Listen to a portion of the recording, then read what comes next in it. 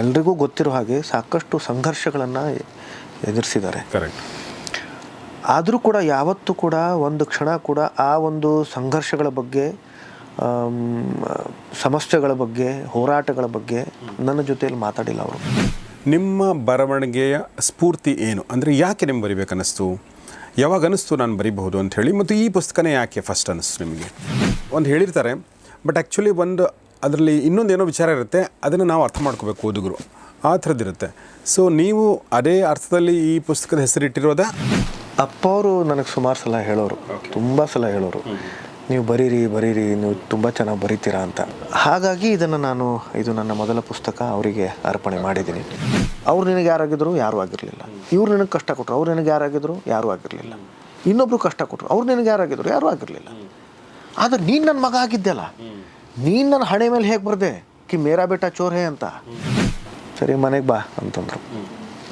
ಸರಿ ಮನೆಗೆ ಹೋದೆ. ನಿರ್ದೇಶಕರನ್ನ ಕರ್ಕೊಂಡು ಬರಲ್ಲ, ನಿರ್ಮಾಪಕರನ್ನ ಕರ್ಕೊಂಡು ಬರಲ್ಲ. ಇಲ್ಲ ಅವರೆಲ್ಲ ಬೇಡ, ನೀನು ಬಾ ಅಂತಂದರು. ಅವ್ರು ಬಂದರೆ ಓಡಿಸ್ಬಿಡ್ತೀನಿ ಅಂತ ಹೋದೆ.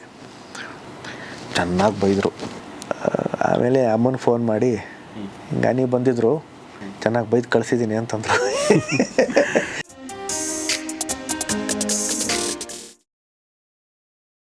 ಸ್ನೇಹಿತರೆ ನಮಸ್ಕಾರ. ಗೌರಿ ಶಕ್ಕಿ ಸ್ಟುಡಿಯೋದ ಕಾರ್ಯಕ್ರಮ ಹೊಸ ಪುಸ್ತಕ, ನಿಮಗೆಲ್ಲ ಆತ್ಮೀಯ ಸ್ವಾಗತ. ನಾನು ಗೌರಿ ಶಕ್ಕಿ. ಹೊಸ ಪುಸ್ತಕ ಕಾರ್ಯಕ್ರಮದಲ್ಲಿ ಇವತ್ತು ನಮ್ಮ ಸ್ಟುಡಿಯೋದಲ್ಲಿ ನನ್ನ ಕೈಯಲ್ಲಿರುವಂಥ ಪುಸ್ತಕ ಯಾವುದು ಅಂದರೆ ಅದು ಸಾಲುಗಳ ನಡುವೆ, ರೀಡಿಂಗ್ ಬಿಟ್ವೀನ್ ದ ಲೈನ್ಸ್ ಅಂತ ನಾವು ಇಂಗ್ಲೀಷಲ್ಲಿ ಓದ್ತಿರ್ತೀವಿ. ಇಲ್ಲಿ ಸಾಲುಗಳ ನಡುವೆ ಅನ್ನೋ ಈ ಪುಸ್ತಕವನ್ನು ಕನ್ನಡದ ನಾಯಕ ನಟರಾಗಿರುವಂಥ ಅನಿರುದ್ಧ್ ಅವರು ಬರೆದಿದ್ದಾರೆ. ಬನ್ನಿ ಹಾಗಾದರೆ ಈ ಪುಸ್ತಕದ ಲೇಖಕರಾಗಿರುವಂಥ ಅನಿರುದ್ಧ್ ಅವ್ರನ್ನ ನಾವು ಸ್ವಾಗತಿಸೋಣ. ಸರ್ ನಮಸ್ತೆ. ನಮಸ್ತೆ. ನಮಸ್ತೆ. ಯೂಶ್ವಲಿ ನಾವು ನಿಮ್ಮನ್ನು ನಟ ಆಗಿ, ಹೀರೋ ಆಗಿ ನಾವು ನೋಡಿರೋದು ನಮಗೆ ರೂಢಿ, ಮತ್ತು ಆ ಥರನೇ ಮಾತಾಡಿ ರೂಢಿ. ಬಟ್ ಇದೇ ಮೊದಲನೇ ಬಾರಿಗೆ ಒಂದು ಪುಸ್ತಕ ಬರೆದಿದ್ದೀರಾ, ಮತ್ತು ಇದಕ್ಕೆ ಜೋಗಿ ಅವರ ಮುನ್ನುಡಿ ಇದೆ. ಸಾಲುಗಳ ನಡುವೆ ಅಂದರೆ ನಾನು ಹೇಳಿದ ಹಾಗೆ ರೀಡಿಂಗ್ ಬಿಟ್ವೀನ್ ದ ಲೈನ್ಸ್ ಅಂತ ನಾವು ಯೂಶ್ವಲಿ ಅನ್ಕೋತೀವಿ. ಅಂದರೆ ಒಂದು ಹೇಳಿರ್ತಾರೆ, ಬಟ್ ಆ್ಯಕ್ಚುಲಿ ಅದರಲ್ಲಿ ಇನ್ನೊಂದೇನೋ ವಿಚಾರ ಇರುತ್ತೆ, ಅದನ್ನು ನಾವು ಅರ್ಥ ಮಾಡ್ಕೋಬೇಕು ಓದುಗರು, ಆ ಥರದ್ದಿರುತ್ತೆ. ಸೊ ನೀವು ಅದೇ ಅರ್ಥದಲ್ಲಿ ಈ ಪುಸ್ತಕದ ಹೆಸರಿಟ್ಟಿರೋದಾ ಅಥವಾ ಬೇರೆ? ಅದೇ ಅರ್ಥದಲ್ಲಿ ಅದು ಬರೆದಿದ್ದೀನಿ. ಇದರಲ್ಲಿ ಸಾಕಷ್ಟು ಅಂದರೆ ಸುಮಾರು 40 ನನ್ನ ಪ್ರಬಂಧಗಳು, ಲೇಖನಗಳು ಅದರ ಒಂದು ಸಂಪುಟ ಇದು. ಪ್ರತಿಯೊಂದು ಲೇಖನ ಕೂಡ ಒಂದು ಸಕಾರಾತ್ಮಕತೆ ಹೇಳುತ್ತೆ, ಜೊತೆಗೆ ಸಾಲುಗಳ ನಡುವೆ ಏನಿದೆ ಅದು ಕೂಡ ಆ ಒಂದು ವಿಚಾರ ಕೂಡ ಹೇಳುತ್ತೆ, ಸೂಚಿಸುತ್ತೆ. ಓದುಗರಿಗೆ ಅದನ್ನು ಯೋಚನೆ ಮಾಡೋದಕ್ಕೆ, ಚಿಂತನೆ ಮಾಡೋದಕ್ಕೆ ಪ್ರಚೋದಿಸುತ್ತೆ. ವಂಡರ್ಫುಲ್. ಸೊ ನಾನು ಅನಿರುದ್ಧ್ ಅವ್ರನ್ನ ಸುಮಾರು ಸಲ ಭೇಟಿಯಾಗಿದ್ದೀನಿ, ಬಟ್ ಒಂದು ವೆರಿ ಪ್ರಿಡಾಮಿನೆಂಟ್ ಕ್ವಾಲಿಟಿ ಅವ್ರ ಹತ್ರ ಇರೋದು ಪಾಸಿಟಿವಿಟಿನೇ. ಹೀಗಾಗಿ ಅವರು ಪಾಸಿಟಿವಿಟಿ ಬಗ್ಗೆ ಬರೆದಿರೋದ್ರಲ್ಲಿ ಏನೂ ಆಶ್ಚರ್ಯ ಇಲ್ಲ. Because is A personification of positivity. ನಾನು ನೋಡಿದಂಗೆ ತುಂಬ ಪಾಸಿಟಿವ್ ಆಗಿರ್ತಾರೆ. ನಾನು ಅಬ್ಸರ್ವ್ ಮಾಡಿದಂಗೆ ಯಾರ ಬಗ್ಗೆ ಕೂಡ ಕೆಟ್ಟದ್ದು ಮಾತಾಡೋದಾಗಲಿ, ಅವಹೇಳನ ಮಾಡೋದಾಗಲಿ, ಹಿಂದೆ ಕೂಡ ಅವ್ರು ಹಿ ಡೋಂಟ್ ಟಾಕ್ ನೆಗೆಟಿವ್. ನಾನು ದಟ್ ಐ ಹ್ಯಾವ್ ಅಬ್ಸರ್ವ್ಡ್. ನನಗದು ತುಂಬ ರಿಲೇಟ್ ಆಗುತ್ತೆ, ನನಗೆ ಆ ಕ್ವಾಲಿಟಿ ಇಷ್ಟ. ಹೀಗಾಗಿ ಈ ಪುಸ್ತಕ ನನ್ನ ಪ್ರಕಾರ ಪಾಸಿಟಿವಿಟಿ ಮನಸ್ಥಿತಿಯನ್ನು ಬೆಳೆಸ್ಕೊಳ್ಳೋದ್ರ ಬಗ್ಗೆ, ಉಳಿಸ್ಕೊಳ್ಳೋದ್ರ ಬಗ್ಗೆ, ಅರ್ಥ ಮಾಡ್ಕೊಳ್ಳೋದ್ರ ಬಗ್ಗೆ ಒಂದು ಒಳ್ಳೆ ಹೆಲ್ಪ್ ಆಗುತ್ತೆ ಅನಿಸುತ್ತೆ. ಸೊ ಇದರಲ್ಲಿ ಎಂಥ ಅದ್ಭುತವಾದ ವಿಚಾರಗಳಿದೆ ಅಂದರೆ, ನಾನು ಸುಮ್ಮನೆ ನಿಮಗೆ ಒಂದಷ್ಟು ರೆಫರೆನ್ಸ್ಗೆ ಹೇಳ್ತೀನಿ. 40 ಲೇಖನಗಳಿವೆ ಇದರಲ್ಲಿ. ಸೊ ಆ ಲೇಖನಗಳಲ್ಲಿ ಕುರುಡರ ನಗರಿಯಲ್ಲಿ ನಾನು ಕನ್ನಡಿಗಳನ್ನು ಮಾರುತ್ತೇನೆ, ಅಗೋಚರದ ಅನ್ವೇಷಣೆ, ನಮ್ಮನ್ನು ಗೌರವಿಸುವುದು ಯಾವಾಗ, ಭಗವಾನ್ ದಾದಾ, ಮಕ್ಕಳು ನಮ್ಮನ್ನು ಗಮನಿಸುತ್ತಿದ್ದಾರೆ, MS ಸತ್ಯು ಸರ್, ಮಾ ಸರಸ್ವತಿ, ಮೇರೆ ಪಾಸ್ ಸಲೀಂ ಜಾವೇದ್ ಹೈ, ಅದ್ರ ಬಗ್ಗೆ ನಾನು ಅಮಿತಾಬ್ ಬಚ್ಚನ್ ಆಗಬೇಕು, ಮಂಟೋ ಅನ್ನೊಬ್ಬ ಲೇಖಕರ ಬಗ್ಗೆ, ಕರೆಕ್ಟಾ ಸರ್? ಸತ್ಯಜಿತ್ ರೇ ಅವ್ರ ಬಗ್ಗೆ, ಮತ್ತು ಸುಮಾರು ವಿಚಾರಗಳಿದೆ. ಓಕೆ, ಪಾಸಿಟಿವಿಟಿಗೆ ಸಂಬಂಧಪಟ್ಟಂತೆ. ಇದ್ರ ಜೊತೆಗೆ ರಾಜೇಶ್ ಖನ್ನಾ ಅವ್ರ ಬಗ್ಗೆ, ತುಂಗೆ ಉಳಿವಿನ ಬಗ್ಗೆ, ಛಾಯಾಗ್ರಹಣದ ಬಗ್ಗೆ, ರೆಬೆಲ್ ಸ್ಟಾರ್ ಅಂಬರೀಷ್ ಬಗ್ಗೆ. ಸೊ ಹೀಗೆ ಸುಮಾರು ವಿಚಾರಗಳನ್ನ ನಮಗೆ ಇದರಲ್ಲಿ ಕೊಡ್ತಾ ಹೋಗ್ತಾರೆ. ಬದುಕನ್ನು ಪ್ರೀತಿಸುವ ಚಿರ ಯುವ ನಾಯಕ ನಟ. ಸೊ ಹೀಗೆ ಸಾಕಷ್ಟು ಲೇಖನಗಳನ್ನ ಬರೆದಿದ್ದಾರೆ. ಸರ್, ನನ್ನ ಮೊದಲನೇ ಪ್ರಶ್ನೆ, ನೀವು ಇದನ್ನು ಅರ್ಪಣೆ ಮಾಡಿರೋದು ನಿಮ್ಮೆಲ್ಲರ ನೆಚ್ಚಿನ ತಾರೆ ಸಾಹಸ ವಿಷ್ಣುವರ್ಧನ್ ಅವ್ರಿಗೆ. ನಾನು ವಿಷ್ಣುವರ್ಧನ್ ಅವರ ಬಾಲ್ಯದಲ್ಲಿ ನಾನು ಅವರ ಅಭಿಮಾನಿ, ನಾನು ಅದನ್ನು ತುಂಬ ಸಲ ಹೇಳಿದ್ದೀನಿ. ಅವ್ರಿಗೆ ಇವರು ಅರ್ಪಣೆ ಮಾಡಿದ್ದಾರೆ. ಸೊ ನನ್ನ ಪ್ರಶ್ನೆ ಕೂಡ ಅದೇ, ಇಲ್ಲಿ ಕೂಡ ಬರೆದಿದ್ರಿ ನೀವು. ನಿಮ್ಮ ಬರವಣಿಗೆಯ ಸ್ಫೂರ್ತಿ ಏನು? ಅಂದರೆ ಯಾಕೆ ನಿಮ್ಗೆ ಬರಿಬೇಕನ್ನಿಸ್ತು? ಯಾವಾಗ ಅನ್ನಿಸ್ತು ನಾನು ಬರಿಬಹುದು ಅಂತ ಹೇಳಿ? ಮತ್ತು ಈ ಪುಸ್ತಕನೇ ಯಾಕೆ ಫಸ್ಟ್ ಅನ್ನಿಸ್ತು ನಿಮಗೆ? ಅಪ್ಪ ಅವರು ನನಗೆ ಸುಮಾರು ಸಲ ಹೇಳೋರು, ತುಂಬ ಸಲ ಹೇಳೋರು, ನೀವು ಬರೀರಿ ನೀವು ತುಂಬ ಚೆನ್ನಾಗಿ ಬರೀತೀರಾ ಅಂತ. ಅವ್ರಿಗೆ ಯಾಕೆ ಅನಿಸೋದು ನನಗೆ ಗೊತ್ತಿಲ್ಲ. ಬಹುಶಃ ನಾವು ಸಾಕಷ್ಟು ಚರ್ಚೆಗಳನ್ನು ಮಾಡ್ತಾ ಇದ್ವಿ ಬೇರೆ ಬೇರೆ ವಿಷಯಗಳಿಗೆ ಸಂಬಂಧಪಟ್ಟ ಹಾಗೆ. ಅದರಿಂದ ಅವ್ರಿಗೆ ಅನಿಸಿರಬಹುದು ಏನೋ ನನಗೆ ಗೊತ್ತಿಲ್ಲ. ಆದರೆ ಅವರು ಹೇಳೋರು ನನಗೆ ನೀವು ಬರೀರಿ ಅಂತ. ಹಾಗಾಗಿ ಇದು ನನ್ನ ಮೊದಲ ಪುಸ್ತಕ ಅವರಿಗೆ ಅರ್ಪಣೆ ಮಾಡಿದ್ದೀನಿ. ಜೊತೆಗೆ ಅದರಲ್ಲಿ ಬರೆದಿದ್ದೀನಿ ಕೂಡ ನಾನು. ನನ್ನ ಇಜ್ಜೋಡು ಅನ್ನೋ ಒಂದು ಚಿತ್ರ, ಇಜ್ಜೋಡು MS ಸತ್ಯು ಸರ್ ಜೊತೆಗೆ ಕೆಲಸ ಮಾಡ್ತಿರ್ಬೇಕಾದ್ರೆ ಅದರಲ್ಲಿ ಒಂದು ಸನ್ನಿವೇಶ ಇತ್ತು. ಅದರಲ್ಲಿ ಒಂದು ಸಂಭಾಷಣೆ ನಂದಿತ್ತು. ಅದು ಇನ್ನೂ ಸ್ವಲ್ಪ ಬೇರೆ ರೀತಿಯಲ್ಲಿ ಇನ್ನೂ ಸ್ವಲ್ಪ ಚೆನ್ನಾಗಿ ಬರೀಬಹುದು ಅಂತ ನನಗೆ ಅನ್ನಿಸ್ತು. ಸಾಕಷ್ಟು ಬಾರಿ ಅದು ಕಲಾವಿದರುಗಳಿಗೆ ಅನಿಸುತ್ತೆ, ಅದು ಬದಲಾವಣೆಗಳು ಕೂಡ ಮಾಡ್ತಾರೆ ಕಲಾವಿದರುಗಳು. ಆದರೆ ಆ ಸಮಯದಲ್ಲಿ ನಾನು ಸ್ವಲ್ಪ ಚಿಕ್ಕವನು ವಯಸ್ಸಲ್ಲಿ. ಜೊತೆಗೆ MS ಸತ್ಯು ಸರ್ ಅಂತ ದಿಗ್ಗಜರು, ಅವರ ಒಂದು ಚಿತ್ರಕಥೆ ಆಗಿರಬಹುದು ಅಥವಾ ಅವರ ಒಂದು ಚಿತ್ರದ ಒಂದು ಸಂಭಾಷಣೆಯಲ್ಲಿ ಏನಾದರೂ ಒಂದು ಸ್ವಲ್ಪ ಬದಲಾವಣೆ ಸೂಚಿಸೋದೇನಿದೆ ಅಲ್ಲ, ಅದು ತುಂಬ ದೊಡ್ಡ ವಿಷಯ. ಹಾಗಾಗಿ ಸ್ವಲ್ಪ ಭಯದಲ್ಲೇ ಕೇಳಿದೆ ಅವರನ್ನು, ಇದರಲ್ಲಿ ಸ್ವಲ್ಪ ಬದಲಾವಣೆ ಮಾಡಬಹುದು ಅಂತ ನನಗೆ ಅನ್ನಿಸ್ತಿದೆ, ಮಾಡಿಕೊಳ್ಳ ಅಂತ ಕೇಳಿದೆ. ಮಾಡಿ ಅಂತಂದರು. ನಾನು ಬರೆದೆ. ಅದನ್ನು ಬರೆದು ಸರ್ ಹೇಳಲ್ಲ ಸರ್ ಅಂತ, ಯು ಪರ್ಫಾರ್ಮ್ ಅಂತಂದರು. Bhaskar switch on the camera ಅಂತಂದರು. ಅಂದರೆ ನಾನು ಕೇಳಲೂ ಇಲ್ಲ ಅವರು. ಓಕೆ. ಆಮೇಲೆ ಅದನ್ನು ಪರ್ಫಾರ್ಮ್ ಮಾಡಿದೆ ನಾನು. ಗುಡ್ ಅಂತಂದರು ಅಷ್ಟೇ. ಸೊ ಅದು ನನಗೆ ಸಿಕ್ಕಿರ್ತಕ್ಕಂಥ ಮೊದಲ ಮನ್ನಣೆ. ಅಂಥ ಒಬ್ಬ ದಿಗ್ಗಜ ನಿರ್ದೇಶಕರಿಂದ ನನಗೆ ಸಿಕ್ಕಿರ್ತಕ್ಕಂಥ ಬರವಣಿಗೆಯ ವಿಚಾರದಲ್ಲಿ ಅದು ಒಂದು ನನಗೆ ಒಂದು. ಸೊ ಹಾಗೆ ನಾನು ಇವ್ರನ್ನ ಲೇಖನಗಳನ್ನ ಗಮನಿಸ್ತಾ ಇದ್ದೆ, ಬೇರೆ ಬೇರೆ ಪತ್ರಿಕೆಗಳಲ್ಲಿ ಪ್ರಕಟ ಮಾಡ್ತಿದ್ರಿ. ಕೆಲವೊಂದು ಸಲ ನಾನು ಸೋಷಲ್ ಮೀಡಿಯಾದಲ್ಲೂ ನಿಮ್ಮ ಲೇಖನಗಳನ್ನ ನೋಡಿರೋದು ನೆನಪು ನನಗೆ. ಸೊ ಅದೆಲ್ಲವನ್ನು ಸೇರಿಸ್ಕೊಂಡು ಮತ್ತು ಯಾವ ಕಾಲಕ್ಕೂ ಸಲ್ಲುವಂಥ ವಿಚಾರಗಳು ಏನು ಇದೆ ಅದನ್ನು ಸೇರಿಸ್ಕೊಂಡು ಈ ಒಂದು ಪುಸ್ತಕ ಮಾಡಿದ್ದಾರೆ. ಇದನ್ನು ಪಬ್ಲಿಷ್ ಮಾಡಿರೋದು ಯಾರು ಅಂದರೆ ನಿಮ್ಮ ನೆಚ್ಚಿನ ಸಾವಣ್ಣ ಪಬ್ಲಿಕೇಶನ್, ಅಂದರೆ ಜಮೀಲ್ ಸಾವಣ್ಣ ಅವರು.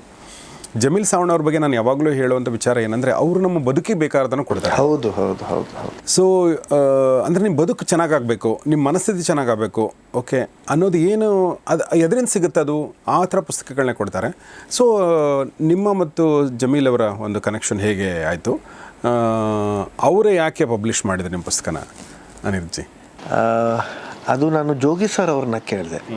ಈ ಥರ ಲೇಖನಗಳನ್ನು ನಾನು ಬರೆದಿದ್ದೀನಿ, ಅದನ್ನು ಒಂದು ಪುಸ್ತಕ ರೂಪದಲ್ಲಿ ಹೊರತರಬೇಕು ಅಂತ ನನಗೆ ಆಸೆ ಇದೆ. ಯಾರಿಗೆ ಹೇಳಿ ಸರ್? ನಾನು ಸಾವಣ್ಣ ಅವರಿದ್ದಾರೆ, ಅವ್ರಿಗೆ ನಾನು ಹೇಳ್ತೀನಿ, ಒಂದು ಮಾತು ಹೇಳ್ತೀನಿ, ನೀವು ಅವ್ರ ಹತ್ರ ಮಾತಾಡಿ ಅಂತಂದರು. ಸೊ ಸಾವಣ್ಣ ಅವ್ರ ಹತ್ರ ಅವರು ಮಾತಾಡಿದ್ದಾರೆ, ಜಮೀಲ್ ಸರ್ ಅವ್ರ ಹತ್ರ ಮಾತಾಡಿದ್ದಾರೆ. ಆಮೇಲೆ ನಾನು ಅವ್ರ ಜೊತೆಲಿ ಮಾತಾಡಿದ್ದೀನಿ. ಅವರು ತಕ್ಷಣ ತುಂಬ ಸಕಾರಾತ್ಮಕತೆಯಿಂದ ಅದನ್ನು ಸ್ಪಂದಿಸಿದ್ರು. ತಕ್ಷಣ ಅಂತಂದರೆ ನನ್ನ ಲೇಖನಗಳು ಅವರು ಓದೇ ಇರಲಿಲ್ಲ. ಅಂದರೆ ಜೋಗಿ ಸರ್ ಒಂದು ಹೇಳಿದ್ದು, ಜೋಗಿ ಸರ್ ಸಾಮಾನ್ಯವಾಗಿ ಒಳ್ಳೆಯ ಲೇಖಕರನ್ನೇ ಬಹುಶಃ ಸೂಚಿಸ್ತಿರಬಹುದೇನೋ. ಜೊತೆಗೆ ಜೋಗಿ ಸರ್ ಅವ್ರದ್ದೇ ಒಂದು ಒಂದು ಒಂದು ಅಸ್ತಿತ್ವ ಇದೆ, ಒಂದು ವ್ಯಕ್ತಿಮತ್ವ ಇದೆ, ಒಂದು ತೂಕ ಇದೆ.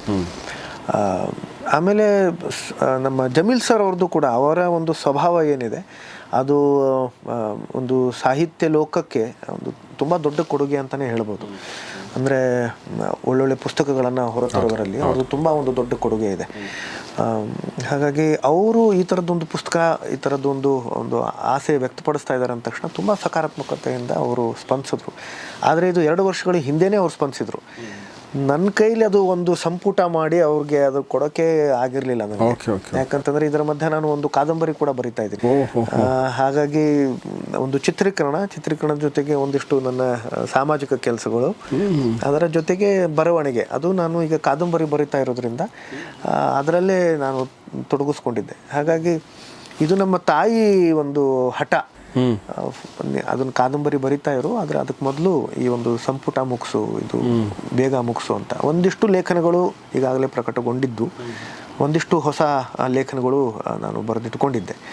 ಸೊ ನಮ್ಮ ತಾಯಿ ಹೇಳಿದ್ರಿಂದ ಅದನ್ನೆಲ್ಲ ಒಂದು ಸಂಪುಟ ಮಾಡಿ ಅದನ್ನು ಇದು ಈಗ ನಮ್ಮ ಕೈಯಲ್ಲಿದೆ.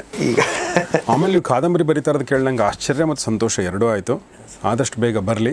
ಯಾಕೆಂದರೆ ನೀವು ನೋಡಿರುವಂಥ ಬದುಕು, ಧಾರವಾಡದ ರಂಗಭೂಮಿ, ಆಮೇಲೆ ಬೆಂಗಳೂರಿನ ಸಿನಿಮಾ, ಧಾರಾವಾಹಿ ಎಲ್ಲವನ್ನೂ ನೋಡಿರೋದ್ರಿಂದ ನಿಮ್ಮ ಒಂದು ಪರ್ಸ್ಪೆಕ್ಟಿವಲ್ಲಿ ಏನೋ ಒಂದು ಹೊಸದು ಬರುತ್ತೆ ಅಂತ ನನಗನ್ಸುತ್ತೆ. ಹಾಂ ಸರ್, ಅದು ಖಂಡಿತ ಸರ್, ಖಂಡಿತ. ಅದು ಆ ಆಶ್ವಾಸನೆ ನಾನು ನಿಮಗೆ ಕೊಡ್ತೀನಿ, ನಿಮ್ಗೆ ಸಂತೋಷ ಆಗುತ್ತೆ ಓದಿ. Thank you.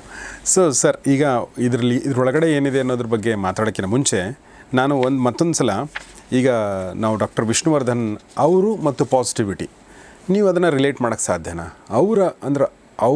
ಅವ್ರ ಮೂಲಕ ಪಾಸಿಟಿವಿಟಿ ನಿಮಗೆ ಗೊತ್ತಾಗಿದ್ದು ಆ ಥರದ್ದು ಏನಾದರೂ ಕ್ಯಾನ್ ಯು ಟೆಲ್ ಸಮಥಿಂಗ್? ಅವರು ಎಲ್ರಿಗೂ ಗೊತ್ತಿರೋ ಹಾಗೆ ಸಾಕಷ್ಟು ಸಂಘರ್ಷಗಳನ್ನು ಎದುರಿಸಿದ್ದಾರೆ. ಕರೆಕ್ಟ್. ಆದರೂ ಕೂಡ ಯಾವತ್ತೂ ಕೂಡ ಒಂದು ಕ್ಷಣ ಕೂಡ ಆ ಒಂದು ಸಂಘರ್ಷಗಳ ಬಗ್ಗೆ, ಸಮಸ್ಯೆಗಳ ಬಗ್ಗೆ, ಹೋರಾಟಗಳ ಬಗ್ಗೆ ನನ್ನ ಜೊತೆಯಲ್ಲಿ ಮಾತಾಡಿಲ್ಲ ಅವರು. ನನ್ನ ಜೊತೆಯಲ್ಲಿ ಮಾತೇ ಆಡಿಲ್ಲ ಅವರು. ಹೌದಾ? ಓಕೆ. ಅವರು ಅಂದರೆ ಹೊರಗಡೆ ಜನ ನನಗೆ ಸುಮಾರು ಜನ ಕೇಳಿದ್ದುಂಟು, ಹೇಳಿದ್ದುಂಟು, ಅವರವರ ಅನಿಸಿಕೆಗಳು, ಅವರವ್ರು ಕೇಳಿರ್ತಕ್ಕಂಥ ಕಥೆಗಳನ್ನು ನನಗೆ ಹೇಳಿದ್ದುಂಟು. ಆದರೆ ಅವರಿಂದ ಯಾವತ್ತೂ ಬಂದಿಲ್ಲ, ಒಂದು ವಿಷಯನೂ ಬಂದಿಲ್ಲ. ನಾನು ಇಷ್ಟೊಂದು ಕಷ್ಟ ಅನುಭವಿಸಿದೆ, ಇದನ್ನು ಮಾಡಿದೆ, ಅದನ್ನು ಮಾಡಿದೆ, ಹಿಂಗಾಯಿತು, ಹಾಗಾಗಾಯಿತು, ಯಾವತ್ತೂ ಹೇಳಿಲ್ಲ ಅವರು. ನನಗೆ ದೇವರು ನನ್ನ ಯೋಗ್ಯತೆಗಿಂತ ಜಾಸ್ತಿ ಕೊಟ್ಟಿದ್ದಾನೆ ಅಂತ ಯಾವತ್ತೂ ತಲೆಬಾಗಿ ಅದನ್ನು ಹೇಳೋರು. ಇಂಥ ಒಬ್ಬ ಅಂದರೆ ಧೀಮಂತ ನಟರು, ಧೀಮಂತ ವ್ಯಕ್ತಿ ಇಷ್ಟೊಂದು ತಲೆಬಾಗಿ ಇದು ನನ್ನಿಂದ ಅಲ್ಲ, ಇದು ನನ್ನ ಯೋಗ್ಯತೆಗೂ ಮೀರಿ ಸಿಕ್ಕಿರ್ತಕ್ಕಂಥದ್ದು, ಅದು ಯೋಗ ಅಥವಾ ಆ ದೇವರ ಅನುಗ್ರಹ ಅಂತ ಏನು ಹೇಳ್ತಾ ಇದ್ದಾರೆ ಅಂತಂದರೆ, ಆಮೇಲೆ ಯಾವಾಗಲೂ ಸಕಾರಾತ್ಮಕತೆಯೇ ಹೇಳ್ತಿರೋದು. ಯಾವುದೇ ಒಂದು ಅಂದರೆ ಕೆಟ್ಟ ಅನುಭವಗಳನ್ನು ಹೇಳದೆ ಈ ಥರ ಹೇಳ್ತಿರೋದು ಅಂತಂದರೆ ಅದೇ ನನಗೊಂದು ದೊಡ್ಡ ಪಾಠ. ಬಟ್ ಅವರ ಅನುಭವಗಳಿಂದ ಅವ್ರ ಪಾಠ ಕಲ್ಕೊಂಡಿದ್ದು ನಿಮ್ಗೆ ಹೇಳ್ತಿದ್ರ? ಅಂದರೆ ಒಂದು ನಾಟ್ ವೆರಿ ಗುಡ್ ಅನುಭವ, ಬಟ್ ಅದರಿಂದ he must learn some lessons, ಅಂದರೆ ಅದನ್ನು ಪಾಸಿಟಿವ್ ಆಗಿ ನೋಡುವಂಥದ್ದು. ನೆಗೆಟಿವಿಟಿ ಬಗ್ಗೆನೇ ಹೇಳ್ತಾ ಇರಲಿಲ್ಲ ಅಂತ ಅಂದಮೇಲೆ ನಾನು ಅದರಿಂದ ಇದನ್ನು ಕಲಿತೆ ಅಂತ ಯಾವತ್ತೂ ಅವರು ಪ್ರಶ್ನೆನೇ ಇಲ್ಲ. ಅವ್ರು ಯಾವತ್ತೂ ಅದನ್ನು ಹೇಳಿಲ್ಲ. ನಾವು ವಿಷ್ಣುವರ್ಧನ್ ಬಗ್ಗೆ ಮಾತಾಡ್ತಿರ್ಬೇಕಾದ್ರೆ ಅವ್ರು ಏನೆಲ್ಲ ಕಷ್ಟಗಳು ಅನುಭವಿಸಿದ್ರ ಬಗ್ಗೆ ನೀವು ಹೇಳಿದಾಗ ಸುಮಾರು ಜನ ಮಾತಾಡ್ತಾರೆ, ಸುಮಾರು ವಿಚಾರಗಳು ನಮಗೆ ಬರ್ತವೆ.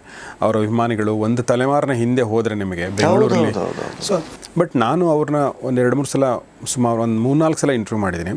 ನೀವು ಹೇಳಿದ ಹಾಗೆ ಅವರು ಕಂಪ್ಲೀಟ್ಲಿ ಪಾಸಿಟಿವ್ ಇದ್ದರು, ಮತ್ತು ಈ ಒಂದು ಕಷ್ಟಪಟ್ಟು ಸಕ್ಸಸ್ ಕಂಡವರು ಒಂದು ಸ್ವಲ್ಪ ಕಹಿ ಆಗಿಬಿಟ್ಟಿರ್ತಾರೆ. ಆ ಕಹಿ ಅನ್ನೋದು ಇರಲೇ ಇಲ್ಲ ಅವರಲ್ಲಿ. ಹಿ ವಾಸ್ ವೆರಿ ಸ್ವೀಟ್ ಅಲ್ವಾ? ತುಂಬ ಕಷ್ಟಪಟ್ಟು ಸಕ್ಸಸ್ ಕಂಡ್ಮೇಲೆ ಒಂಥರ ಸಮಾಜದ ಬಗ್ಗೆ ಕಹಿ, ನನಗೆ ಕೆಟ್ಟದ್ದು ಮಾಡಿದವ್ರ ಬಗ್ಗೆ ಕಹಿ, ನಾನು ಬಡವನಾಗಿದ್ದಾಗ ನನಗೆ ಅವಮಾನಿಸಿದವ್ರ ಬಗ್ಗೆ ಕಹಿ, ಇದೆಲ್ಲ ಕಹಿ ತುಂಬ ಜನರ ಹತ್ರ ಇರುತ್ತೆ. ಕೆಲವೊಬ್ರು ಅದನ್ನು ಪಾಸಿಟಿವ್ ಆಗಿ ತೊಗೋತಾರೆ, ಕೆಲವೊಬ್ರು ಅದನ್ನೇ ಇಟ್ಕೊಂಡಿರ್ತಾರೆ, ಅದು ಅವ್ರಿಗೂ ಕಹಿಯಾಗಿ ಪರಿಣಮಿಸುತ್ತೆ. ಬಟ್ ವಿಷ್ಣುವರ್ಧನ್ ಸರ್ ಹತ್ರ ನಾನು ಯಾವಾಗಲೂ ಆ ಥರದ್ದು ನೋಡಿರಲಿಲ್ಲ. ಸೊ ಅವರು ಒಂಥರ ತುಂಬ ಒಳ್ಳೆ ಪಾಸಿಟಿವ್ ವ್ಯಕ್ತಿತ್ವ ಅನ್ನೋದು ನಿಮಗೆ ಗೊತ್ತಿದೆ. ಸೊ ಮತ್ತೊಂದು ಸಲ ನಮಗೆ ಅನಿರುದ್ಧರ ಮೂಲಕ ಗೊತ್ತಾಯಿತು. Yes sir. ಅದೇನೆ ನಮಗೆ ನಾನು ಹೇಳಿದ್ನಲ್ಲ, ದೇವರ ಅನುಗ್ರಹ ಅಂದರೆ ಆ ಒಂದು ಯೋಗ ಅಂತಂದರೆ ನಮಗೆ ಸಿಕ್ಕಿರ್ತಕ್ಕಂಥ ಆಶೀರ್ವಾದಗಳು ಏನಿದಾವಲ್ಲ ಸರ್, ಅದರ ಬಗ್ಗೆ ನಾವು ನಮ್ಮ ಗಮನನೇ ಹರಿಸಲ್ಲ. ಅದರಲ್ಲಿ ನಾನು ಒಂದು ಲೇಖನ ಕೂಡ ಇದೆ, ಆಶೀರ್ವಾದದ ಭಾಗ್ಯವನ್ನು ಸ್ಮರಿಸಿಕೊಳ್ಳಿ ಅಂತ, ಕೌಂಟ್ ಯುವರ್ ಬ್ಲೆಸ್ಸಿಂಗ್ಸ್ ಅಂತ. ನಾವು ಅದನ್ನು ಮಾಡೋದೇ ಇಲ್ಲ. ಓಕೆ, ಎಂತ ಚೆನ್ನಾಗಿದೆ ನೋಡಿ. Thank the almighty. ಎಷ್ಟೋ ವಿಚಾರಗಳು, ಮೊಟ್ಟ ಮೊದಲನೇದಾಗಿ ನಾವು ಹುಟ್ಟಿದ್ದು, ನಾವು ಉಸಿರಾಡ್ತಿರೋದು, ನಮಗೆ ಕಣ್ಣು, ಮೂಗು, ಬಾಯಿ ಎಲ್ಲ ಕೆಲಸ ಮಾಡ್ತಿರೋದು, ಎಂಥ ದೊಡ್ಡ ಅದೃಷ್ಟ ಇದು. ನಾವು ಅದನ್ನು ಸ್ಮರಿಸ್ಕೊಳ್ಳೋದೇ ಇಲ್ಲ. ಈ ಥರದ್ದು ನಮಗೆ ದೇವರು ಅಥವಾ ನಮ್ಮ ಪ್ರಕೃತಿ ನಮಗೆ ಸಾಕಷ್ಟು ಕೊಟ್ಟಿದೆ, ತುಂಬ ಕೊಟ್ಟಿದೆ. ನಾವು ಅದರ ಕಡೆ ಗಮನ ಹರಿಸ್ಬೇಕು. We should keep on thanking the Almighty, keep on thanking the nature.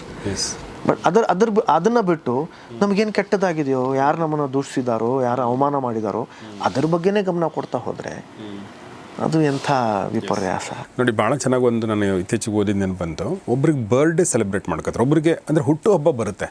ಹುಟ್ಟುಹಬ್ಬ ಬಂದಾಗ ಅವ್ರಿಗೆ ಬೇಜಾರಾಗುತ್ತೆ, ಯಾಕೆಂದ್ರೆ ನನಗೆ ವಯಸ್ಸಾಯ್ತಲ್ಲ. ನಿಜ. ಅವಾಗ ಇನ್ನೊಬ್ರು ಹೇಳ್ತಾರೆ, ನೋಡಿ ಹುಟ್ಟುಹಬ್ಬ ಈಗ ನಿಮ್ಗೆ 50 ವರ್ಷ ಆಯಿತು ಅಥವಾ 60 ವರ್ಷ ಆಯಿತು, ನಿಮ್ಗೆ 60 ವರ್ಷ ಆಗಿದೆ, ನಿಮ್ಗೆ ಬೇಜಾರಾಗ್ತಾ ಇದೆಯಲ್ಲ.